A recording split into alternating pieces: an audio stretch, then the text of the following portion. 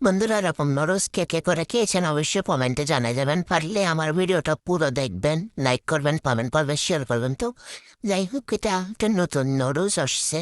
আমি তো এর আগে দেখি নাই, ফার্স্ট দেখলাম। তো এটা সুন্দর করে আমি প্যাকেটটা খুলে নিছি, সাথে ছোলাতে এদিকে পাতিলটা বসাই দিয়ে গরম যখন হয়ে গেছে পানিগুলো, আমি এগুলোকে মাঝখানে ভেঙে ওগুলো গরম পানিতে দিয়ে ভালো করে নাড়াচাড়া নাড়াচাড়া অনেকক্ষণ সিদ্ধ করে নিচ্ছি। নেড়ে চেড়ে সিদ্ধ হওয়ার পরে দেখতেছিলাম বারবার। আমার তো ভাই নাড়াচাড়া করতে অনেক ভালো লাগে।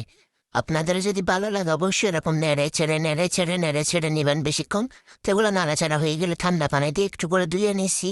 তো বড় ফ্রাই প্যান দিয়ে দিছি চুলার মধ্যে, দিয়ে পরিমাণ মতো তেল দিয়ে আমি কি করছি, টমেটো আর কাঁচামরিচ কাটা আর হলো টমেটো, কাঁচামরিচ, পেঁয়াজ এগুলো কাটা বলে দিয়ে সুন্দর করে একটু নেড়ে ছেড়ে নিয়েছি। আমার তো নাড়াচাড়া করতে ভালো লাগে।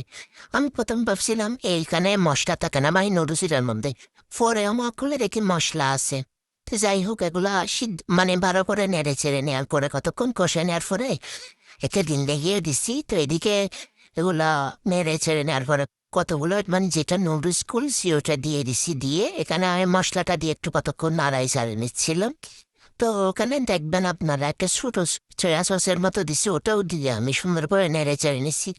তো এটা এখন রেডি হয়ে গেছে। আমি চুলার থেকে নামাইনি, এখন বাচ্চাদের জন্য বাটিতে করে নিয়ে ওদেরকে দিব। দেখেন কেমন হয়েছে, ভালো লাগলে অবশ্যই লাইক কমেন্ট করবেন।